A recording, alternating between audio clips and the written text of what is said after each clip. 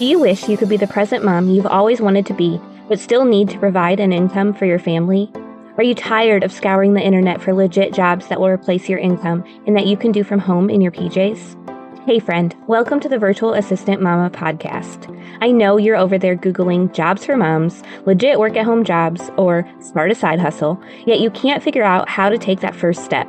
So instead, you stay stuck, do nothing, or start random side hustles to try to make quick money. Becoming a virtual assistant is the answered prayer you've been waiting for. My name is Ariana, and I'm a former teacher turned work-at-home mom who replaced my teaching income as a virtual assistant in just 6 months. I did this by taking a step of faith and following the dream that God placed on my heart to be home with my babies. Mama, your dreams pale in comparison to God's dreams for you. Imagine offering services that light you up, working with clients who value you and pay you what you're worth, and having a job that works around your life and not the other way around. This is the podcast for you. It's time to take that first step. Are you ready? Here we go. A lot of my students in the Virtual Assistant Mama Academy start their virtual assistant business as a side hustle while they're still at their 9-to-5, at least until they've mostly replaced their income. And I know a lot of you are interested in doing the same thing. So in this episode, I'm going to share with you 4 tips for starting your side hustle as a virtual assistant while you're still working your 9-to-5. One of the biggest questions I get asked is how many hours do you actually need to build a successful virtual assistant business starting out?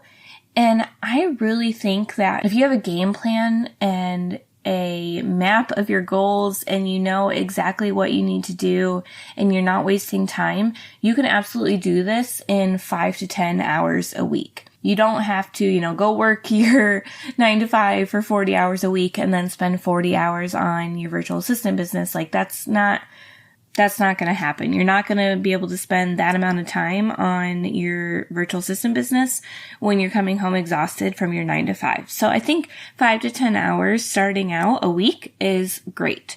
So tip number 1 to help you with working your virtual assistant business as a side hustle is time blocking.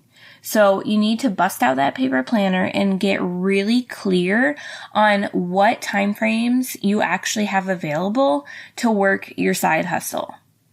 Time blocking is a really powerful technique that helps you improve focus and manage your time effectively. And when you set aside specific blocks of time for different types of tasks, such as client work, marketing, personal development, that allows you to stay in that zone and get really focused and get probably more work done than you thought you could. So during those dedicated time blocks, you want to make sure that you're eliminating any distractions, like put your phone in airplane mode, close all the other tabs, whatever you need to, and commit to working solely on the task you're supposed to be working on during that time.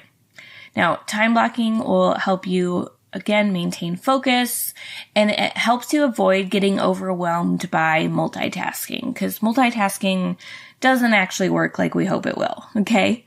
So if you need help more with time blocking, I really recommend you go check out episode 233. It'll do more of a deep dive for you into how to effectively time block.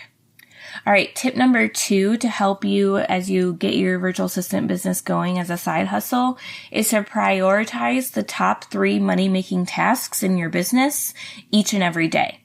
So I like to use what's called the cake method. I didn't come up with this. I really need to Google who came up with this, because every time I talk about it, I'm like, I should probably figure out who came up with this, but whatever. So you want to think of it as 3 layers of a cake. So that means you're going to focus on 3 big tasks for your day. So each task is a layer of the cake, okay?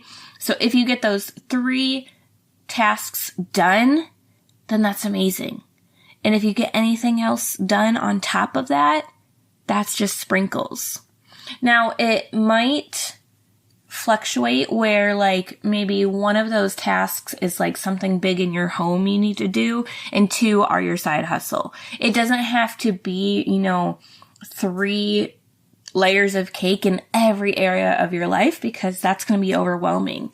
But you want to make sure anything related to your business are tasks that will actually lead to more income in your business.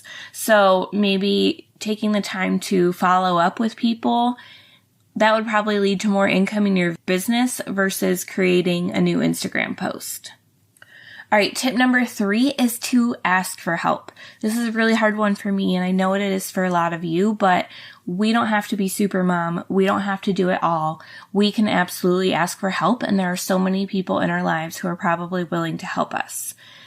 Your spouse can be a big one. I know when I was starting my business, I had my daughter with me all the time, and it was hard to get some tasks done when I had her around.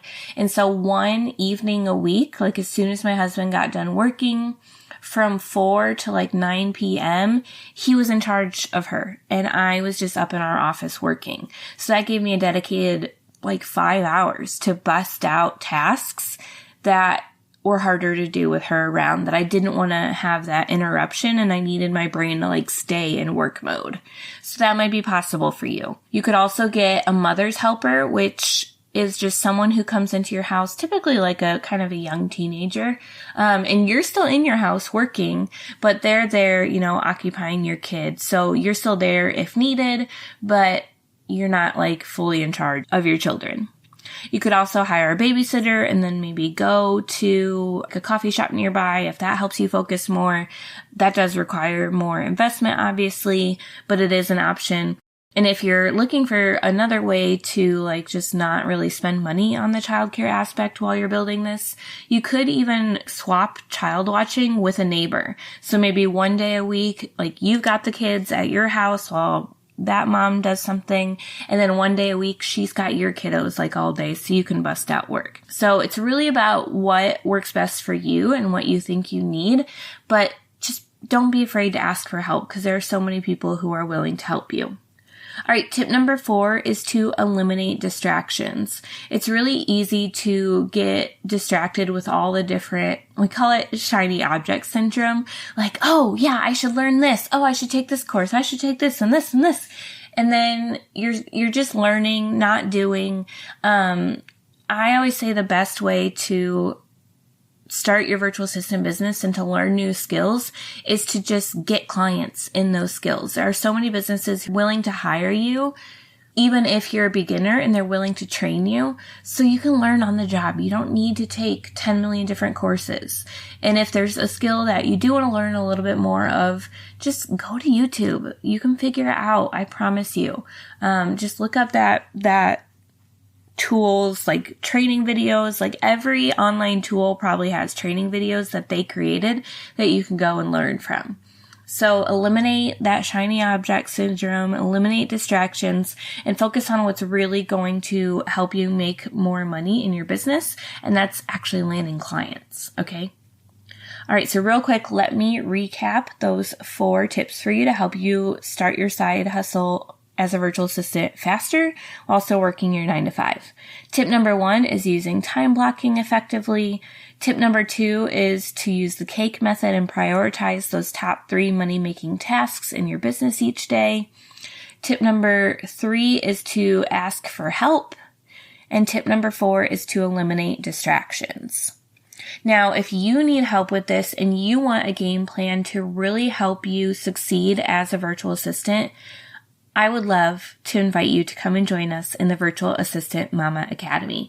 I will give you an entire roadmap to help you land those clients so that there's no questions for you. You can just jump in, do the work. You got me in your back pocket to help you if you get stuck, and you have that accountability and support that you need.